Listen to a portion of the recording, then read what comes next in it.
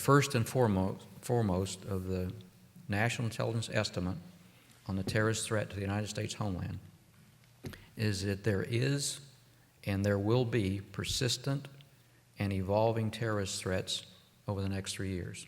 The time period for the assessment is 3 years out. The main threat comes from al-Qaida. Read to you. If you've got something to say, you want to read it, I can hand it out. But let me talk to you a little bit. I'm going to do three things. I'm going to give you an overview of what I'm attempting to do in this community to get. This threat is driven by undiminished intent. Undiminished intent to attack the United States homeland. These groups have continued to adapt and to improve their capabilities. Now, the first question that usually is asked, well, wait a minute, are you saying that al-Qaida today is as capable as it was in 2001? And my considered judgment that the answer is no.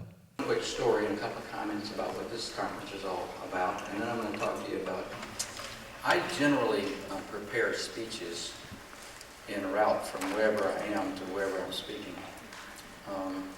The fourth thing they're working as hard as they can is positioning trained operatives here in the United States. And as I said, they're working very hard to overcome that. They have recruitment programs to bring recruits into that region of Pakistan, particularly those that speak the right language, that have the right skills, that have the right base, that they could come to the United States, fit into the population, and then use some of the training that they receive in the Pakistani area for explosives and so on to carry out acts. So I would provide some of that background, and then hopefully we'll have some questions, an opportunity for a little dialogue at the end. Let me start with just overview of the community. How do I think about it and what it is I'm trying to. Al-Qaeda's homeland plotting is focused on political, economic, and infrastructure targets.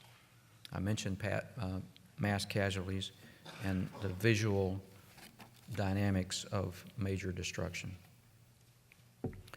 Another area that we focused on that we're very worried about is the al-Qaeda leadership has now tasked its operatives to acquire and employ chemical, biological, radiological, and nuclear material. I generally prepare speeches en route from wherever I am to wherever I'm speaking. The ride was